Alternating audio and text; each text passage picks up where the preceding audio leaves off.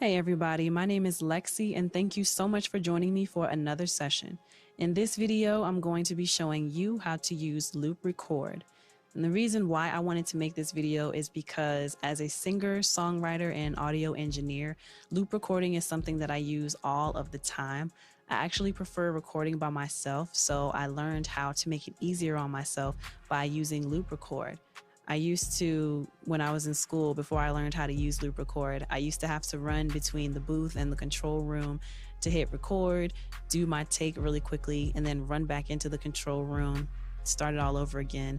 And that just took a lot of time, as you can imagine. And for me, I like to do a lot of stacks and a lot of harmonies on my vocals. So it just took a really long time. And then put that on top of the fact that I kept doing takes over and over again if I didn't like how I delivered the lead vocals. Yeah, you get the point. So I want to share my knowledge on how to use loop recording because it's helped me so much as a singer, songwriter, and audio engineer. I record by myself a lot, and that helps me to get out a lot of content.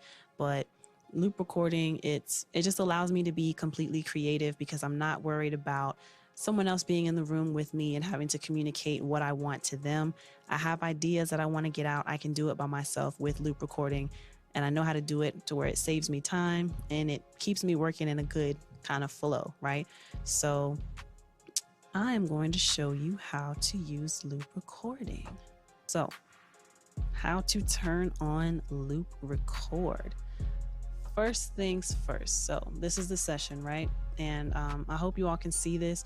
I've tried to do the record screen, but I couldn't get the ratios to translate well onto YouTube. At least I don't know how to do it yet. So I'm actually holding this camera with my hand. But anyway, how to loop record. So the first thing you want to do, you see this here.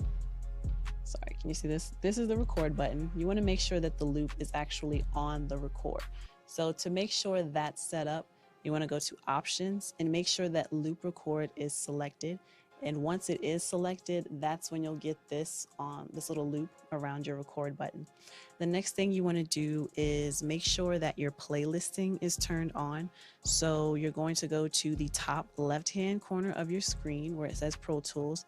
Click on Pro Tools and go to Preferences. This box is going to pop up for Pro Tools Preferences. And let me see if I can zoom in a little bit more for you on that. Right. So Pro Tools Preferences, you're going to go to Operation. You want to make sure that automatically create new playlists when loop recording is selected. This is very important because if this is not selected, you can do 20 takes and only the 20th take will be saved. This makes sure that all 20 takes is going to be saved when you're in loop record. So you have to make sure that that's checked. Once you have those things taken care of, your loop record is on and you have the playlisting enabled, now you can go ahead and go to your record track. Make sure that's enabled as well. You want to choose a part of the song that you want to record, right? So, sorry, keep the focus. Choose a part of the song that you want to record. That's going to tell you where your loop is. And when you're ready, you just, let me turn my count off. So, you have your section selected. And once you're ready to record, push 3.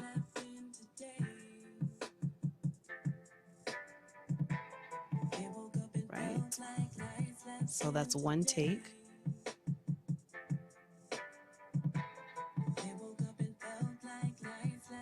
That's 2 takes. We're gonna let it go for a couple more.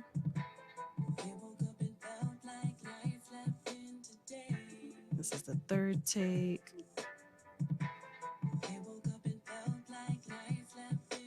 There's the 4th take. Okay. Wow. All right, so let's just pretend that I went into the booth and I recorded 4 takes. Awesome. So now, whatever track we recorded on, instead of having this on waveform, you want to click on that and select playlists. So now you'll see that all of the takes that we just recorded are right here. Now, this is very handy because you can go through and you can listen to each of the takes individually, or you can pick the best part of each take and actually paste together the best possible performance. This is called comping. I can talk to you a little bit more about that in another video. This one is strictly about loop recording, but you can comp together the best possible take that you want. And yeah, now you just have a dope line to fix up, you know, however you want your song. So yeah, that's how you use loop record. And again, it comes in really handy if you're recording by yourself and you don't feel like running in and out of the control room to the booth, having to slam the doors and, you know, going through that whole process. If you are the kind of singer that I am, I like to do a lot of stacks and a lot of harmonies. It definitely saves me time because I can focus on one specific area of the song that I've highlighted and just keep going and going and going and going until I feel like I have the amount of harmonies that I want or the amount of stacks that I want on that particular part of the song. So if you're going to record by yourself, this loop recording is definitely something that I would do, just because, you know, again, it saves time and it's just a smarter way to work. If you found this video helpful, please let me know by giving me a thumbs up in the comments section. Tell me what you liked about the video, or if you have additional questions, things you want to know about being in the studio, about engineering, about being an artist, just let me know and I will gladly address those questions in another video. If you would like to see more content like this, don't forget to hit that subscribe button, and also don't forget to turn on that little bell next to the subscribe button so every time I post a new video, you'll be up to date on what I have going up onto my YouTube page. Again, thank you all so much for watching. My name is Lexi. Until next time. The artist is usually in their best take and then somebody's phone goes off and it just kills the whole vibe. So to avoid that, if you're going to be in the booth with the artist as someone who is in the entourage, make sure your phone is on silent, or just stay in the lobby if it's too much, or just sit